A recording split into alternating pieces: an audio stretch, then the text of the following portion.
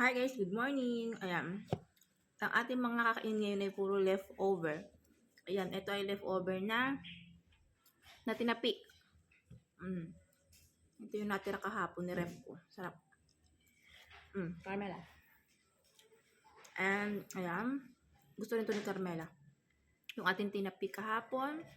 And etong moja-moja na natira din namin kahapon. Ang sarap nito.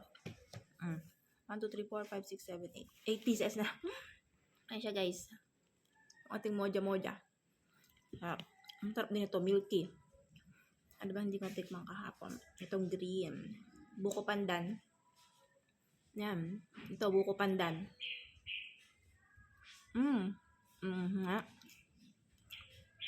Tingnan nyo yung kanyang palaman, oh. Yan. Punong-puno pa rin, guys. Ang sarap ng buko pandan. Malasa. May nangihingi, oh. May nangihingi. Ayan. Okay.